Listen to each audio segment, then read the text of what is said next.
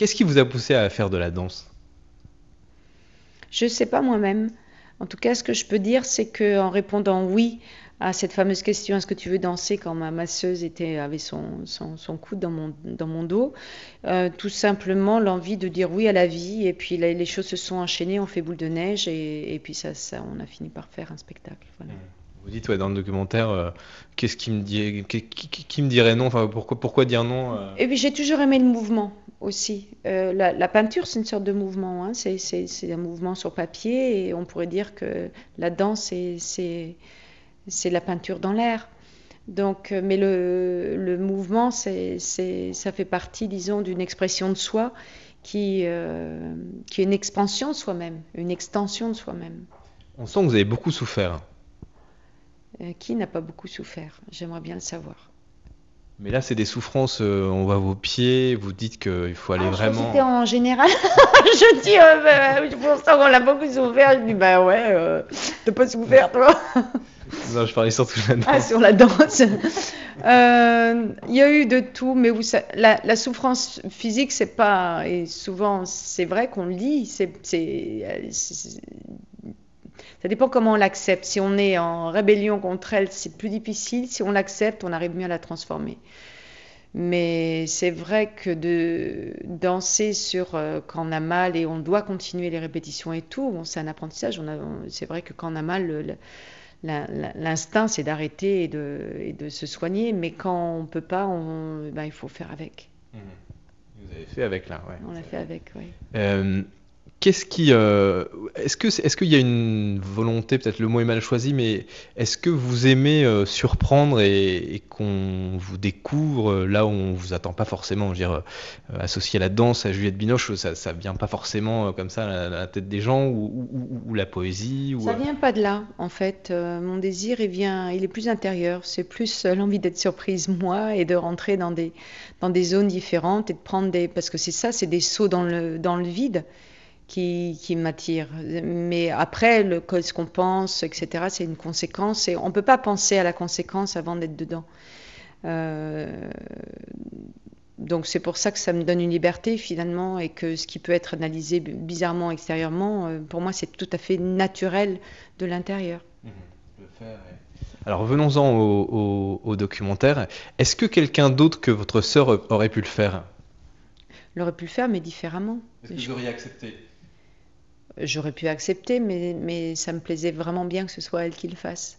Parce que ça m'intéressait de voir son regard, et puis c'est vrai que je sens beaucoup d'amour dans le documentaire, en fait. Ça m'a touchée.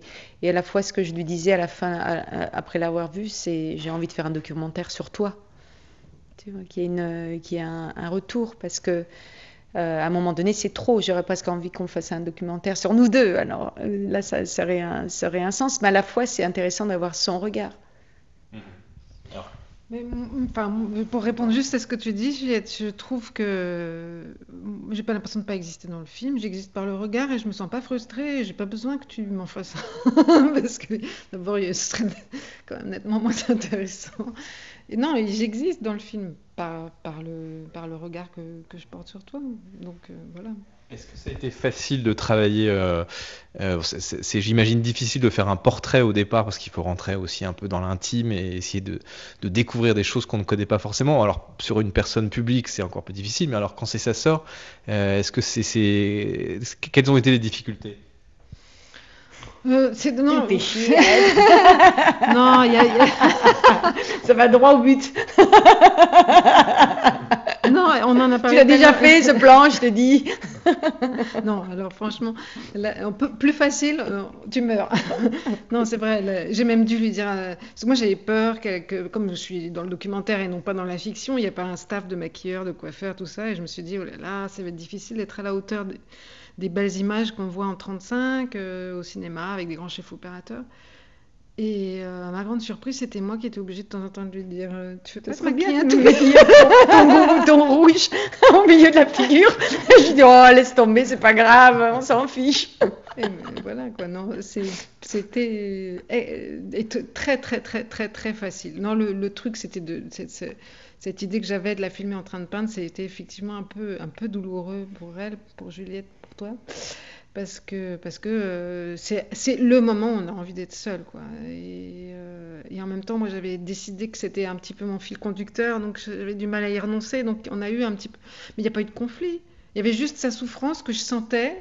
Donc ça me faisait flipper, elle sentait que je flippais, ça faisait, ça faisait un petit peu le tour comme ça, et puis elle a été très généreuse parce elle m'a quand même ouvert la porte.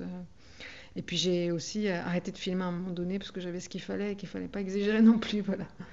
Et c'est vrai que j'avais vu le film d'Alain Cavalier qui s'appelle Le Filmeur. C'est un autoportrait où il filme sa femme et il se filme lui. Et il y avait une telle intimité et c'était ça qui était très beau, c'est cette intimité absolument à nu. Et c'est pour ça que pour moi plus c'était intime finalement et plus ça avait le potentiel d'être beau. Donc pour moi il y avait l'envie que tu rentres quand tu avais envie de rentrer. Mais c'est vrai que je me suis retenue parce qu'il y a quelque chose que je déteste à la télévision, c'est l'exhibition de l'intimité privée qui n'a pas à être exhibée. Donc pour moi c'était, alors en tant que sœur, c'était vraiment le tabou absolu. Ce qui fait qu'il y a des choses que je me suis interdites évidemment. Par rapport à mes enfants, par rapport à ma vie privée, quoi. Voilà. De toute façon, mais en même temps, c'est tellement intime ton travail, la façon dont tu le vis, que de toute façon, c'était intime. Donc, il n'y avait pas besoin d'aller chercher forcément que tu me racontes les choses que je connais par cœur en plus, donc j'avais même pas de questions à te poser sur tes enfants et tes amours, quoi. Et puis il y a des choses que, enfin bref, ça ne fait pas. Bref. Bon, on termine là. Juste deux petites dernières questions. Qu'est-ce que vous avez découvert chez Juliette que vous ne connaissiez pas avant ? Franchement, je la découvre chaque jour, hein, mais il y a quelque chose qui m'a, parce qu'on est souvent, on discute beaucoup, on est souvent pas d'accord sur plein de choses, etc.